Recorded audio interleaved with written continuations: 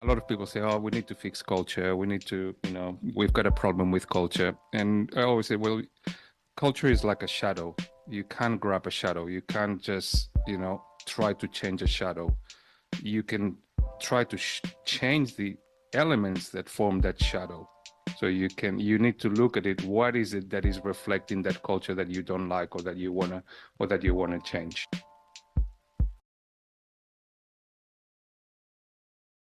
Welcome, Woman Jeka.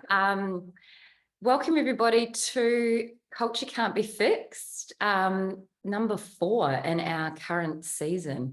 Woman Jeka, the language of the Woiwurrung people here from Naarm, the Kulin Nation, where I am coming to you from today. And Woman Jeka actually means it's a welcome, but it also means to come with purpose. And I think a lot of what we do at New 21 is all around connecting to purpose, which is a key, obviously fundamental thing when we talk about culture.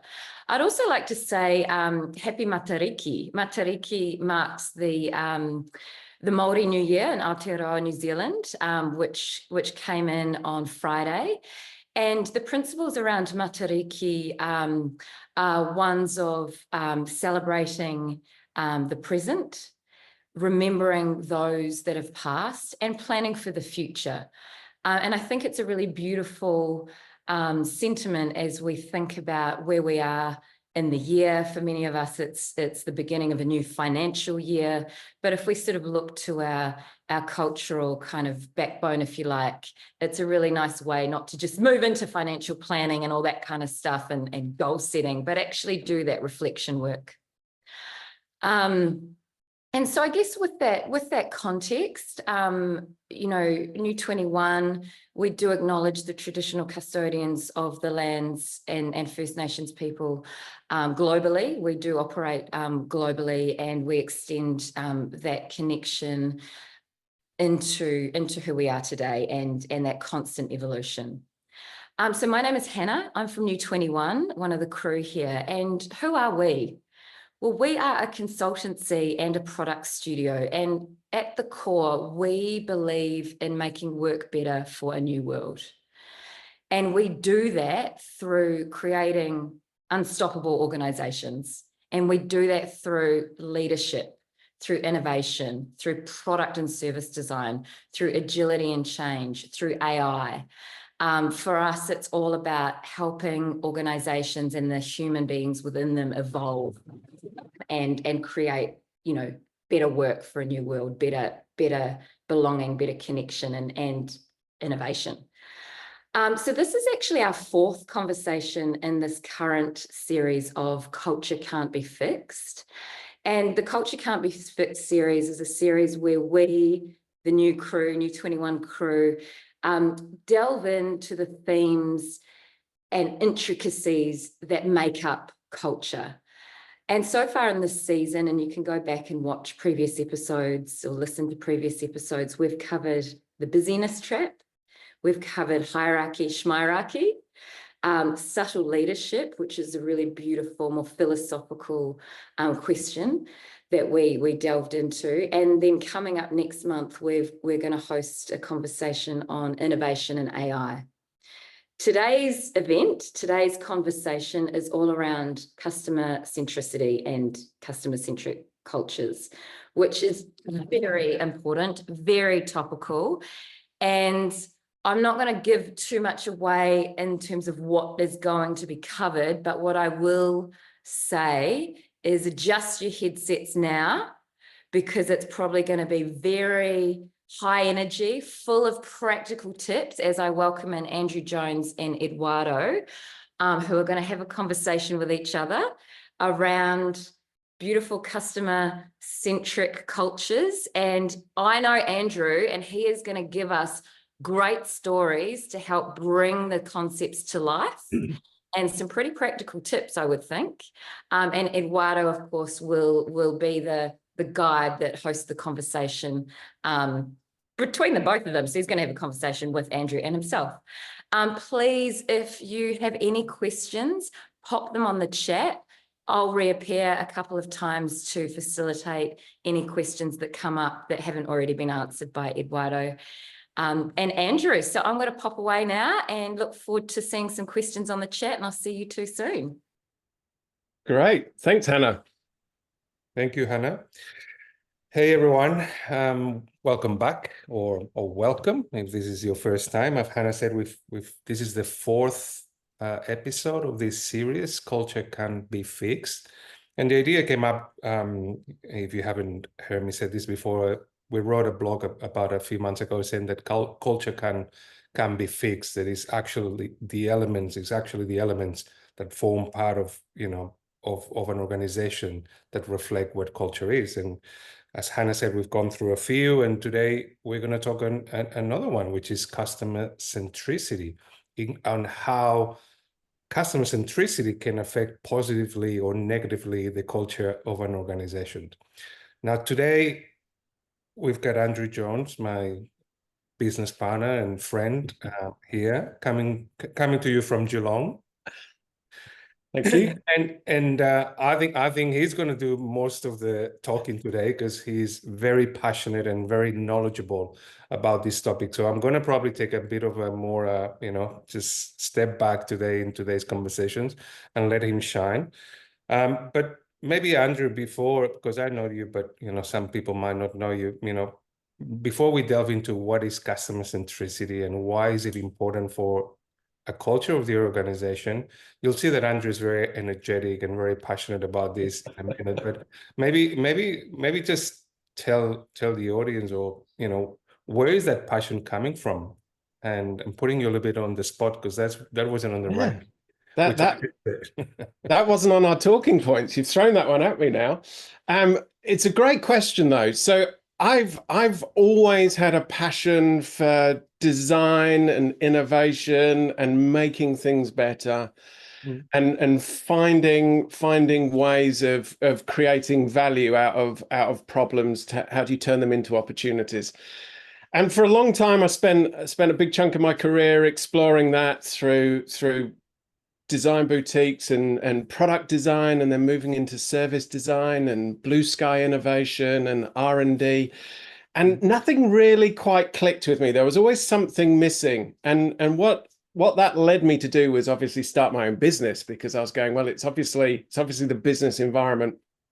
And that's when I really unlocked my understanding of the power of customer centricity, because all of a sudden everything started marrying up. So customer centricity leads to customer-centric innovation, and innovation by its very nature is translating an idea into a reality that creates value. And what I was finding is every organization or every team that I was working in, the value creation was focused around how can we make more profit? How can we maximize our sales?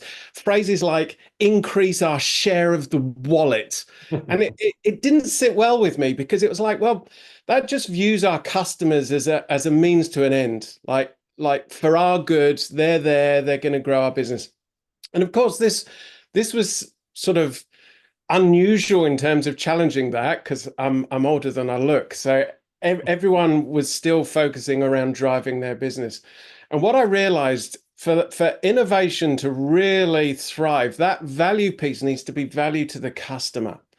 And therefore, to understand what value means to the customer, and of course, it comes in many different forms, you actually need to understand and engage with the customer. Right. And that's where developing this customer obsession to gain deeper insight starts creating and unlocking the innovation. It starts driving cultures. It then starts building and improving the employee experience as well as the customer experience. So it's big, it's broad, and it's one of those topics that is massively overused as a word and misunderstood as a concept. So I get quite passionate about it. Yeah, thanks for that. I was gonna say that. Maybe let's start breaking down a little bit step by step. Because I was thinking exactly the same. It's the same, like I'm more of an expert around agility and ways of working than customer centricity. That's more your suit. And it's the same, but I think it's the same thing. You know, agile and agility is so misunderstood. It's been so overused. This, you know, everyone says it and means a different thing. So maybe let's start there. Let's break it down that way. So can you tell me, you know, what is customer centricity? You know, let's start there. Then we'll go into how to create a customer centric culture. But what is actually in your mind? What is customer centricity? What is customer centricity? This is a great question. And first of all, customer centricity as a concept isn't new. It's been around for a very long time. And by it being around for a very long time, we've sort of not given it the cred that it actually deserves and haven't fully unlocked its power. So customer centricity is more than a framework or a set of tools. It's a philosophy. It's a mindset. It's a behavior. It's an attitude. It's an approach. It's how we take every decision as a business, how we look at every piece of design, whether it's system, service, product within the organization and what we're going to produce out, and have the customer at the center of that. So we put customer needs and wants, and that helps us unlock the future and create the future. Or unlock futures even, because there isn't one future, there's multiple that are awaiting us. Yeah. And it's made up of three core pillars in my thinking. So pillar one is all about customer obsession. And that's like thoughts of customer continually preoccupy everything we do as the organization. We're building our narratives, we're bringing customer into how we talk, our stories and our rituals. The second element is actually customer understanding and insight. So using data, not just for the purpose of collecting it. Again, like there's this obsession of getting data, and it's very often feels like a trap, you know. Oh, come and attend a free webinar, and we get all of your details, you know. Hopefully you'll learn something, so it's not quite that single-sided value exchange. But it's all of these traps. We see it in adverts, we see it all around. Like that is not customer centric, that is organization centric. So how do we use insights, or how do we use data to unlock insights and then drive our understanding? That's the second pillar. The third pillar, and this one is really interesting, and this is how it links to culture. So customer centricity is only possible when we have a great customer experience, right? It can't just be good or okay. It's got to be memorable. It's got to be unique. It's got to be like absolutely outstanding. And to do that, you need a great employee experience that operates at the same level. You can't have a really poor employee experience or team experience or organizational culture and have a great customer or amazing customer experience. The two just don't happen. And we've all experienced that. You know, we've been to the supermarket, and you can just tell the people packing your bags, you can tell those that actually love their job and you know, are chatting with you and you feel good, and those that really don't want to be there. You know, we can tell, and then that starts tainting our experience. So customer centricity is so powerful because it is this philosophy, it is this way of being, this way of thinking. It is almost a culture in itself. And when we start thinking of cultures or culture in organization, I actually think of them as multiple cultures. Like a patchwork quilt, you know, all mapping together, and that's what creates your overall shadow. Is how we operate, how we behave, how we think, how we relate, how we work, how we interact. And so a culture of customer centricity influences the overall culture. A culture of innovation influences the overall culture. A culture of coaching or a culture of leadership or subtle leadership influences a culture. Yeah. And so it's one of those elements. And by understanding the three pillars and bringing them together, that's how we start. That's how we start really igniting a culture within an organization. So you talk about customer obsession, one pillar, customer insights, and the third one was Customer and employee experience. and how they link. And we'll talk more about those in a minute. I've heard you talk before about the difference between customer centricity and customer focus, I think it is. Oh, and yeah. Organizational focus. Yeah, I think that to me dropped the penny a little bit in terms of understanding really customer centricity. Would you like to share that, or? Yeah. So this is a concept that's sort of been evolving a little bit. So and now, if you imagine a triangle, okay, so customer centricity is at the top of the triangle. The bottom left-hand corner is customer focused, and the bottom right-hand corner is organization centric. So you have customer focused, customer centric, and organization centric. Yeah. And this is a useful exercise for any of us to do as a check-in for where is our intent in this moment in time, or where is our obsession or focus at this time, and people on the call can think about this. So org-centric, and we've sort of already alluded to that, it's all about the organization. Like, and again, I'm saying this without judgment. There is value in being org-centric. We're just not unlocking the full value potential as an organization. Org-centric derives from our industrialist past. It's all about scales. It's all about efficiency. It's all about quality, cost, and delivery. It's all about maximizing our profit. And so therefore, that's what we focus on. And that's what we end up achieving or not. And that's what we measure by. And that's where this language around, like, maximizing our share of wallet, maximizing our returns. And it actually creates us into this insular space where we're looking at us, and maybe the only exterior look up we do is seeing where our competition are, and comparing ourselves to our competition. So that's the bottom right corner of being org-centric. Being customer focused, and again, hey, if we think that we're customer focused, there's some positives to it as well. There's some shadow sides, but there are some positives.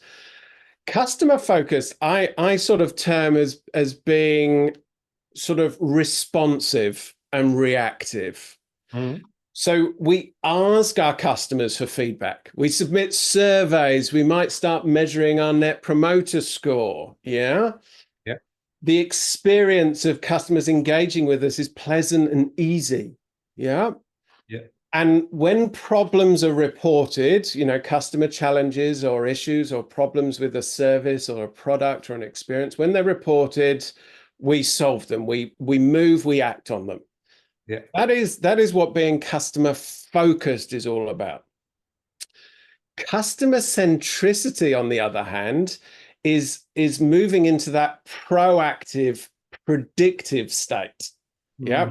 We start actually anticipating customers' future needs using insights and data. And this is key. Like many people have said before, that you can't ask your customers what they want because they only know what they know. Yeah. It's not their job to innovate for you. You can't ask your customers to do your innovation for you. You've actually got to do it by understanding and using that data to draw insight, understanding. Bit of intuition starts coming out. You start taking the weak signals and building up this picture. The experience is unique, memorable, and frictionless.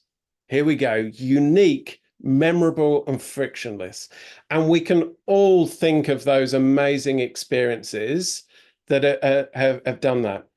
And what's really interesting about understanding experience being unique, memorable, and frictionless is that starts moving the benchmark. And this is what I also love about customer centricity. It's not a fixed destination, it's a continuum. It's continually evolving and developing. And that frontier of customer experience being unique, memorable, and frictionless is constantly moving. And this is why it's really, really important for teams and organizations to really understand this, because often we're comparing ourselves to the wrong things. So I very often go on. No, I was saying, what do you mean we're comparing ourselves to the wrong things? Well, let me explain that. So first of all, I often use something that I often say is that today's exemplar experiences are tomorrow's minimum expectations. Right. So very often what we do is we compare ourselves to our peers or our industry, right? And I say, well, that's great. But what happens if everyone in your industry is rubbish and you're the best, right? Does that in the customer experience, does that make you unique, memorable, and frictionless? It might not. You might just be slightly less rubbish than the rest of the peers of your organization. Yeah. Whereas I often say that who you think are your competition are not who your customers see as your competition. So every experience that your customer is having with another entity, another organization, whether it's their bank, whether it's their preferred online purchasing, online platform of which they buy Amazon, do you mean? maybe an Amazon. Yeah, exactly. Then if the experience is amazing, like Amazon one-click ordering, like phenomenal, simple, amazing experience, right? It's great for the customer. I love it. It's great for Amazon as well. There's a win-win in that. And it's truly customer-centric, then results in the benefit for the organization. But once I've experienced that, if I then go on your website and it's clunky, it's disorganized, it's confusing, it starts causing me frustration or anxiety, I'm not getting good feedback of where my order is and where my parcel is and parcel tracking, it heightens my anxiety. Yeah, it heightens my frustration. So rather than compare yourself to your peers in an industry, compare yourself to other exemplar experiences that your customers are having, whether it be with their bank or their insurance or whoever it might be. That's who we need to be comparing ourselves against for customer centricity. Beautiful. So customer centricity is about being proactive and predictive versus reactive and responsive. That like my analogy that I was trying to share the other day with the basketball thing is like the Beautiful. Spot on. Exactly. You're going to where the ball is going to be. Yeah. And you know that because of practice, training, as you said, but also assessing all of the micro data inputs.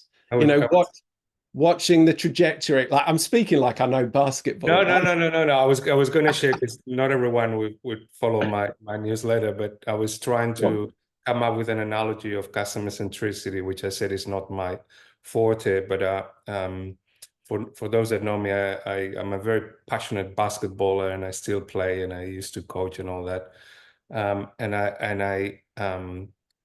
To me, the analogy of this customer centricity, what Andrew talks about, the anticipating the customer needs, is when you have a fast break in basketball and you pass the ball to someone that is running ahead of the opposition, and the ball just lands not where he is now, but where he's exactly at the point of the time that the ball has travel through the air. And I'm sure the analogy will be the same for soccer or Australian football rules or rugby and all that, right?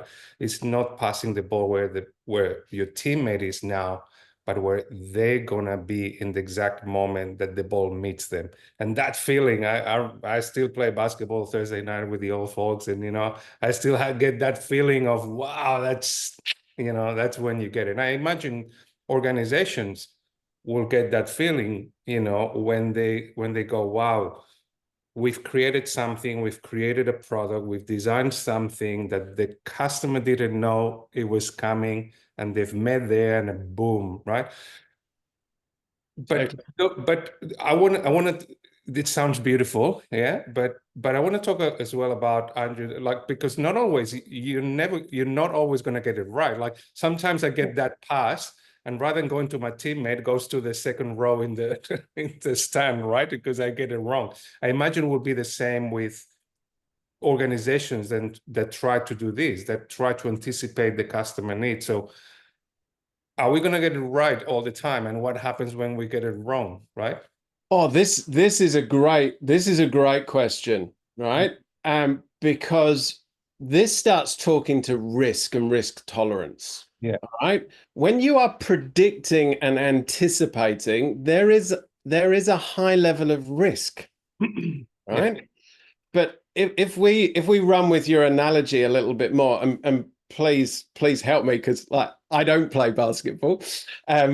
So if you run with your analogy a little bit more, the playing safe, or as is often referred to as playing not to lose, you're not putting yourself in the position to therefore win. Yeah. I won't make that pass. I'll keep, dribbling, and, we'll set up 5 from 5 rather than try to get the easy layup. Exactly. And then actually what's happening to your mindset as well, and this is where I draw the analogy back to business, what's happening about your mindset is then it's all about you.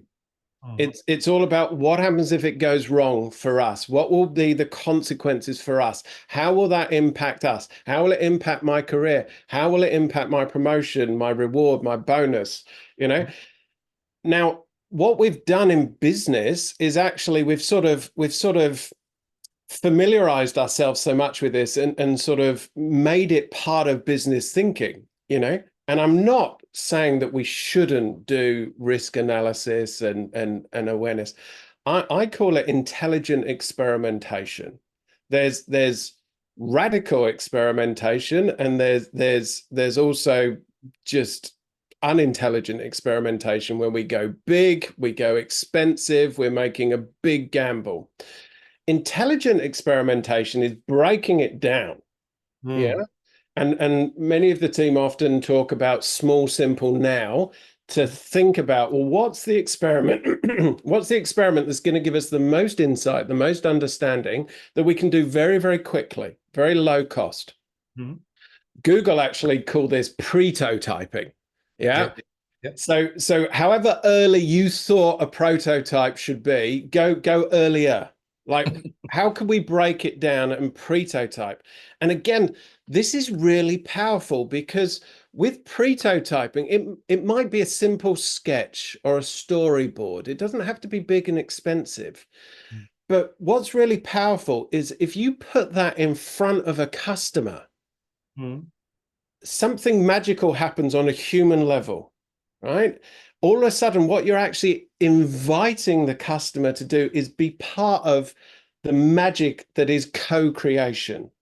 Yeah. And then rather than just tell you what's wrong with it or what they don't like, which, hey, they will also start helping you improve it, making those suggestions, which actually gives you the deeper insight into them and their needs and what's important to them. And then you feed that insight back into your teams or the project's thinking, and actually start saying, well, is this just unique to one? Well, actually, let me go and explore it with another. And then that starts building this deeper insight, while simultaneously building a connection with your customer, of which that experience alone, let alone if you never get to complete and fulfill the product, that experience drives loyalty. So I always like to look for the win-win. So if I get the big win, great. If we make that shot and get the basket, brilliant. But actually, in the preparation, there is value. Yeah. It's going to get tenuous with the basketball. No, good. I love it. I love it. We can talk basketball all hour. But and I guess in many cases in organizations, that doesn't happen. Like we usually fall in love with our idea or the leader's idea of what it should be. And then we spend months and months developing something because someone said so or someone thought so, rather than inviting the customer. And we get locked in this risk aversion, risk spiral, as I often call it, almost paralysis by analysis, where we believe that it's the professional thing to do, have more meetings. Yeah, let's have more meetings because it will de-risk it. Let's build more Gantt charts. It will de-risk it. Let's have Excel spreadsheets coming out of our ears because it will de-risk it. It won't. All what we're doing is actually increasing the risk, but in a different way. And the risk that now... false sense of security, rather than, because we don't want to put that in front of our customers or potential customers early enough. I see. Totally. I want to move, if you don't mind, more to that because this series was about culture, and and you talk about employee experience linked to customer experience, and I don't know if you want to expand on that, maybe even give us some examples, or like, I know we get a lot of culture people joining this webinar, so how can, through culture and employee experience, can we create or hinder, what are the things that are happening around there that link that employee experience and customer centricity? Yeah, so we're building it into our culture, and if we think about it, it's, and I've already said, it's a philosophy, it's a way of thinking, it's a way of being. We've got to build it into our DNA. So we can only do that by actually taking action and doing things. Yeah. How do we start changing our systems of work? How do we start bringing it into our ways of working? How do we start adapting and changing our ways of relating and our ways of thinking? So we've got to do things. We've got to start enabling and empowering our employees. That's almost the secret, like unlock employee empowerment. And I'll talk a little bit more about how, if we have time, about how we can lose that by some decisions or actions or behaviors that we might make as leaders or as a system. But the tangible things, right?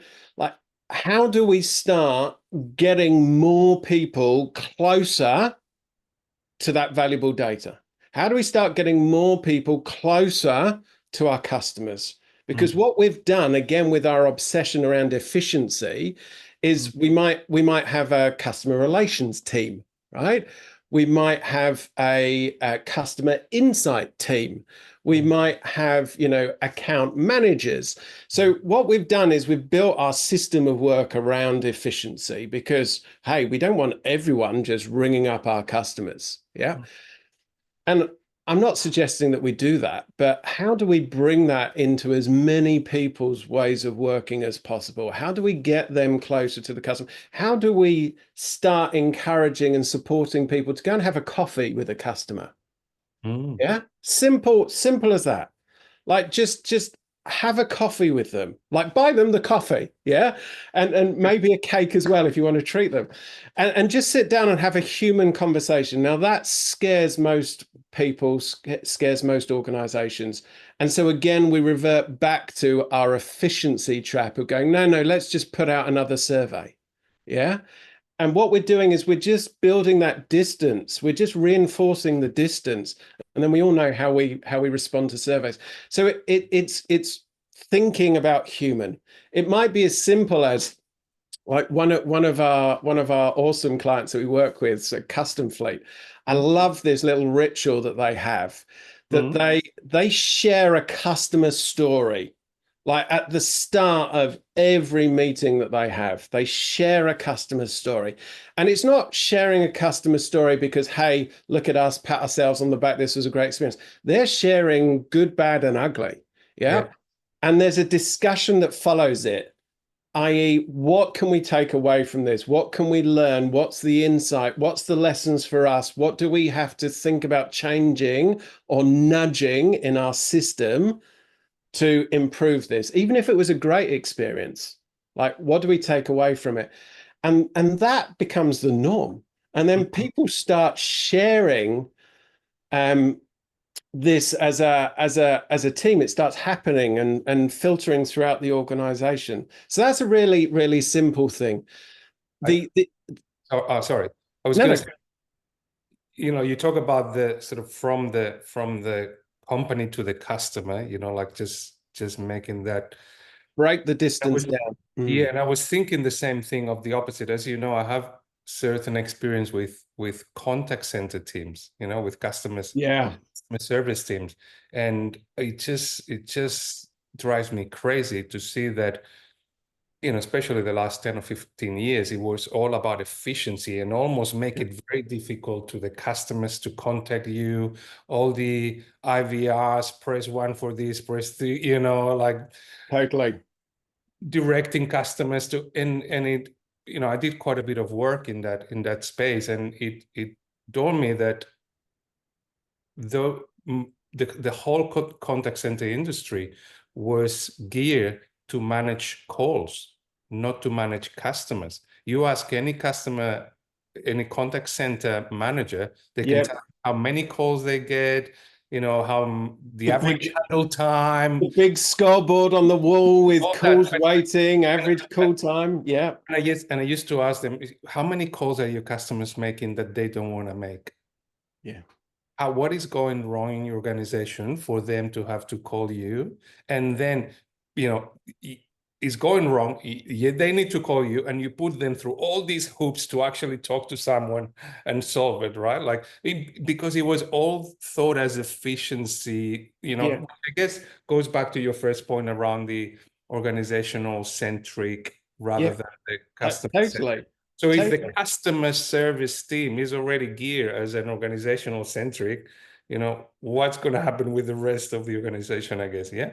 Absolutely. And you're compounding that even more, but by what I call falling into the efficiency trap. Yeah. We see efficiency as the sole, obsession, the focus, and we're then focusing in the wrong direction. Whereas actually, and I know you and I have spoken a lot about this before, I often say to get out of the efficiency trap, we need to dial up our focus on being more effective. So rather than measuring the duration of the call time and saying we need to get it down as small as possible, why don't we measure the effectiveness of that call answering? Like, did they actually solve the problem for that customer that they never have to call back again? And gave a great. We actually solve it for the rest of customers that might. Well, exactly. And then how do we take that? So our call center team shouldn't just be there like being mechanical Turks, machines answering these calls as quickly as possible. We should be taking that insight, that knowledge, that data. They become the engine of our customer-centric innovation because it drives improvement. And we should make sure that these calls don't even come in. I had this experience. This is as a client, as a client of an airline. I had a flight cancel, anything. I had to deal with insurance because of it, and I called the contact center. This is an Australian airline, and the guy, I was thinking about it when you talk about the employee experience. The guy on the phone was, I needed a letter, right? A letter for the insurance, something like that. That was many years ago, and the guy was incredible. Like his customer service was perfect. He was treating me, he was making me feel very special and said, oh, I'm sorry this happened. No problem. We'll solve it for you. Blah, blah, blah. He's like, oh, I'm feeling so good right now. These guys so well. So I just needed a letter. And then at the end of the call said, no problem. We'll write the letter. No, he said, our backend team now has to write the letter and they'll be sending it to you in 14 business days. And I'm like, there we go. My God. And because I've been working in this field, I understood exactly what was happening. This is two managers in this airline, one with the, with the frontline team, the other with the back-end teams. And this is my task. This is my task. This is what my team does. This is what your team does. And that's it. This is the division of, of task. And, as you're saying, protecting your patch, protecting your team. Yeah. It would have been so easy for that guy to just write the letter, hit send it to me. That's all, Yeah. And I had to wait 14 days to receive that letter, right? Like he could have written that letter while he was on the phone with you on the spot there and then. Or now we've got the benefit of AI tools that he could be focusing on that experience with you. AI could be listening to the conversation. There's a trigger word that says, we will write the letter. It then populates the letter and off we go. This is all possible, but it requires that thinking. And you outlined it, that the trap we've fallen into is we've designed the system to be org-centric. It's all about the organization. Like another client example that we've got is when we did a piece of work with the reject shop. And we simply started this activity by going, what are the biggest customer frustrations, complaints, annoyances? Like, what annoys customers? And what, they came up with a few, but one of the things that they came up with as being a real customer pain point was on returns policies, like when something is brought back. Yeah. So any item, I can't remember the exact figure because it was a while ago now, but any item, let's say, that was over $50, like had to have a manager's sign off. Right now, you can sort of understand how they got to that. They don't want to put that onus or that burden of responsibility onto a shop floor staff. It's above their pay grade. You can hear the conversation that's happening, but really what it's all about is risk and control.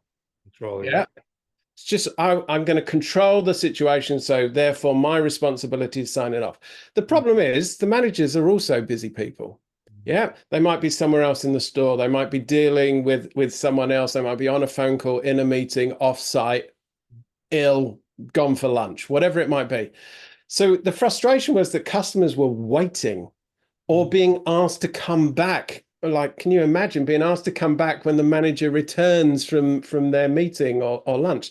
Now, really simple, and it blindingly obvious now that all what they did is they said, hey, like, let's redesign this and create a system that allows people to make that decision. Like, is it one of our products? Is it a valid return reason? Yes. Actually, maybe we just say, regardless of what the reason, we'll honor it. And what actually happened, not only was it a great customer experience, it actually unlocks their employee well-being and experience, because this is the thing that we often forget. When customers get frustrated or agitated or anxious, it rubs on and knocks on to those people that have to interact with them. It's an emotional burden, it becomes emotional labor. And very often in our role descriptions and our job descriptions, we don't recruit people for that. We don't tell them that that's part of the job. We don't even necessarily train them how to deal with that and how to let it go. But more importantly, we're probably not even thinking about it in our system. And this is the power of customer centricity and that intrinsic link to employee well-being and employee experience. It made that situation less stressful. Very interesting, this thing. And I know we're, sort of getting close, Hannah, probably to the time, and we want to open to see if there's any questions. But I said to you, Andrew, that I was going to share a story on the run sheet that we sort of sent each other yesterday about the talking points. Andrew wanted to talk about the Ritz-Carlton as an example of, as an example. Yeah, similar to the reject shop. They actually said, Ritz-Carlton, their process was to allow any employee to spend up to $2,000 to solve any customer issue without needing managerial approval, like to ensure that immediate response and satisfaction. Yeah. I said to Andrew, make sure you tell a story because I've got a surprise for you. I don't know you. I don't think you know this. We've known each other for 6 or 7 years now, and I don't think I've tell you. My first job ever was with the Ritz-Carlton Hotel. Ah, my first job. You don't know that yet? I didn't know that. No. This was in Barcelona, which is where I'm from, in 1992. So the Olympic Games in Barcelona. Yeah. Carlton opened a hotel. If you've been in Barcelona, one of the 2 towers near the beach, it's called the Hotel Arts. And my first job was my first job ever.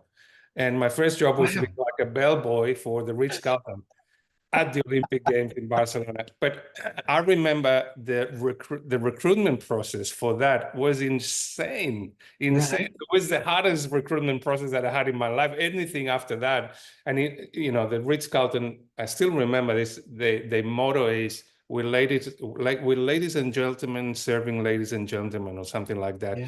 And it was all about anticipating customer needs. Like when it's raining and the customer comes out and they don't know, give them an umbrella before they ask for it. It was so all the questions in the interview was about anticipating customer needs. I still remember, and this is 30 years ago now, or 32 years ago. So there you go. That is a brilliant story, and also a great example. Like service industry, I think, and maybe it's of its time, but I also have experiences. When you have an experience like that anticipation of your needs, solving a problem before you've even raised it, that is customer centricity. And what I really like is the fact that, I mean, we can even sort of summarize it as we're humans serving humans, right? That is actually pretty much every business. Yeah. Unless we're Bitcoin mining, maybe, and then that's computers talking to computers. But we're humans serving humans, or humans engaging with humans, and that is the key. Like, have we unhumanized our systems? We've focused too much on efficiency. Well, that's very interesting, because it's a perfect segue for the last episode of this series, which is in a month's time, I think, where we're going to touch on AI and human and culture and what's happening. Yeah. So that's going to be fascinating. I just put a plug there for the next. Yeah, I know. Yeah. Love it. Top marks. Top marks for the plug there, Eduardo. I'm still imagining you in your little bellboy outfit, which will believe there is photos. Okay, Did you have the hat? Some photos. Did you have the hat? That's what I didn't have a hat, but there's good stories. There's good stories of that time. I'm sure there are, but I'm pleased you brought up the hospitality example, because there's a question here from Nicola in New Zealand who asked, today, the thing that really resonated for Nicola, I'm sure lots of other things, but was today's exemplar experience is tomorrow's standard really resonated. And how can you apply this to hospitality? Can hospo be customer-centric or just customer-focused? Which I think was a really interesting question, because I was like, oh, I feel like it is really customer-centric. But then, I'm just thinking of the experiences that have stood out for me. Yeah. No, I think hospitality can be customer-centric, but we maybe have to be just pushing more into that, using insight, using data, using intuition to anticipate future needs. And maybe that's the thing to help tip over. So yeah, great example with the umbrella. And I think the commentary around the call center stuff, like we've got these departments like hospo, you've got the reservations team that are in Sydney and the restaurants in Melbourne. And it's like, I can't, like, what's that kind of interface? Because it's like Eduardo's example. It's like, I know what's going on here. We've got 2 teams, Two managers, all, both of them just fight for their part of the I was thinking on the hospitality, I've been watching The Bear series 3. Like, that's a very good example about customer centricity on Disney Plus, I think. So the whole series is good, but season 3 is when they open this top restaurant, and the things they're trying to do. Like they're changing the menu every day and the Yeah. surprise things that they have. And anyway, it's good. Where we might sort of fall back. I haven't watched the series, so but just thinking about examples, if we go restaurants and kitchens and we imagine chefs screaming at their teams and that's the series, yeah. Right, okay, and that's considered acceptable because we're pushing for this high standard and blah blah blah. That's not actually customer centricity, because remembering that third pillar of employee experience with customer experience, that is pushing so hard in being customer focused that we then, to the detriment of our culture and our system. Because I thought about that, this Andrew, like the whole Amazon thing. Like we all talk about Amazon when we talk about customer centricity, and I think there's sort of the mission or vision is to be the most customer centric in the planet. Most customer centric organization on planet Earth. Planet Earth. That makes me laugh, yeah, because he's building rockets. So yeah, at the moment it's planet Earth. Yeah. Like in Mars is fine if someone else is better in Mars. They just want to be the best. At the moment, yeah. Okay, all right. So, but we have stories, and I know there's a lot of, sort of headline grabbing stories as well. So you need to, think about which ones are true, which ones are not. But, we all heard that maybe Amazon is not great in terms of employee experience and culture. And we're talking about that culture can be fixed. So the best customer-centric, not great culture, maybe, I don't know, I haven't worked with them. Like, what's your take on that? Is that... So first, it's a really good question. Actually, I often get asked this one when I use it in workshops or keynotes. The first thing is it's their vision to be the most customer centric. It doesn't say we are the most, right? It is their vision to be. So they acknowledge that they've got work to do. Yeah, it's their future destination. The other thing is that it is a journey. Yeah, it's a practice. And I think this is something important for us all to remember. Like, you're never going to be the best at it, right? It's unobtainable, which is what I quite like about it as a vision, because it continues. Yeah, it keeps moving. So perfection doesn't exist. So the fact that they can acknowledge that there's work to do, the fact that they are working on it, yeah, you can say that it shouldn't happen in this day and age, but likewise, I think if we're all honest, we all end up doing things that are a mistake or aren't great. But the secret is, do they learn from it? Do they build? I guess it's one of the elements, right? Culture. Like culture is not just formed by these; it's one of the. So there may be leadership, maybe the way they. Yeah, I get it. Yeah, I'm really glad you brought that up, Eduardo, because I think one of the things about Amazon and the connection back to culture, internal, culture, we see a lot of stuff around human rights issues and what have you with Amazon. And so I think, really what we're highlighting there is, yes, customer centricity, amazing, but with this intricate web of culture and org structures and all the different kind of levers, like we need to get better. And Andrew, I love that you grounded it back into, as long as they're learning from it. We don't know. We experience one side of that. Yep, we hear the headline and maybe read the article. Yeah. We all know the power of clickbait. But yeah. Have we got time for one more question? I'm conscious that we keep throwing in more. No, it's great. There's a question here around our organisation has a mixed culture. So, for example, marketing might be really customer-centric, but finance and ops are very org-centric. How do you change the mindset of teams whose ideology perhaps is more about the organisation?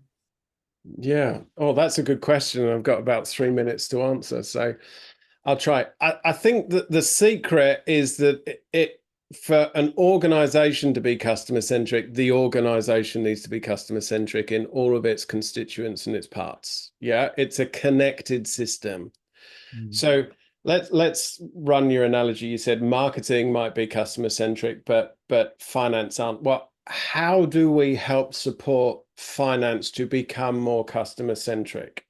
And going back to the example at Custom Fleet, that their execs and they move around, so every exec needs to bring a different story. Like it's one story per exec meeting, for example.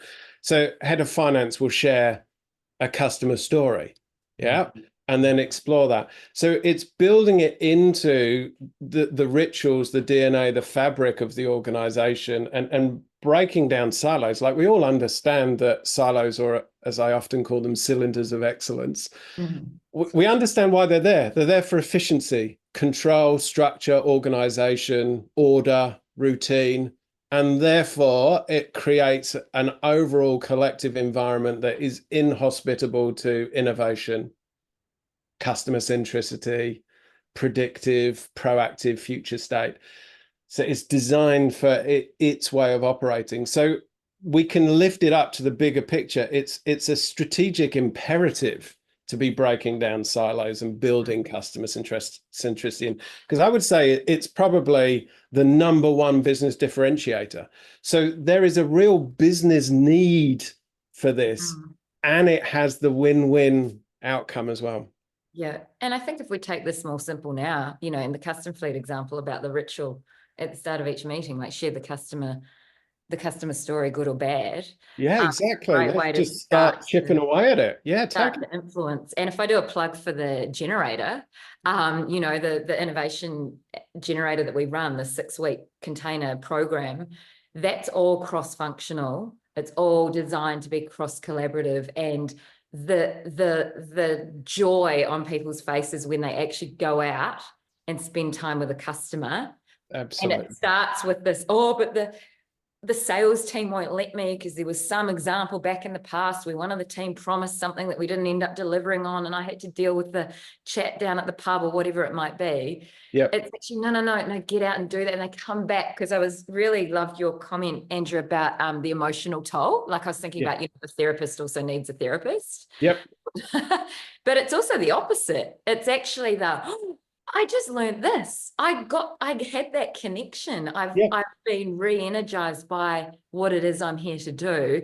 And now I can see, you know, how we could potentially solve that problem through, you know, prototyping and getting on with it. And I think that's such an amazing insight and connection back. Totally. I love the cylinders of excellence you call it. Oh my gosh. I've heard that in university context more than you wish to. But like the number 2 of this series, we talk about org structure or hierarchy, right? Like this is one of the ways you're going to break. Also, you're going to help that customer centricity. You know, if you break that structure, functional structures, and try to just, you know, create cross-functional teams with customer in mind, is where you don't have to think about finance versus marketing. It's like we all together serving single purpose, single vision, all aligned. It's in our ways of thinking, our ways of relating, our ways of working, and it just creates so many benefits. Wonderful. That's why I love it. Going back to the very start. Okay, Anna, bring us back, because Andrew can keep talking for another hour. I know, I was just about to do that. So thank you. I've got nothing else. No, you do. That was a beautiful conversation. I love the energy, love the passion. There's a lot of direct messages as well as on the chat, a lot of good practical examples. So, and actually a bunch of unanswered questions that I think we could definitely do a part 2, which I mean, this is never a full stop to the conversation, is it? So thank you. And I would just like to mention to everybody, as was mentioned on the chat, our next event coming up is all around innovation in AI. And so today we're actually soft launching our AI practice. We've been working with organizations to help them grapple with this new emerging thing that's out there called AI that we've actually been using for many, many years, but perhaps just became, you know, like, oh, these things that happen, my Spotify is recommending me all this stuff. But organizations are now grappling with it, and we've been doing quite a bit of work. So we've decided to formalize that as a practice. So next month we're going to be doing a deeper dive into AI and innovation, which are, you know, two big parts of what we do at New 21. So see you there. And thank you, Andrew and Eduardo. Wonderful conversation. Pleasure. Thank you. Bye. Bye-bye all.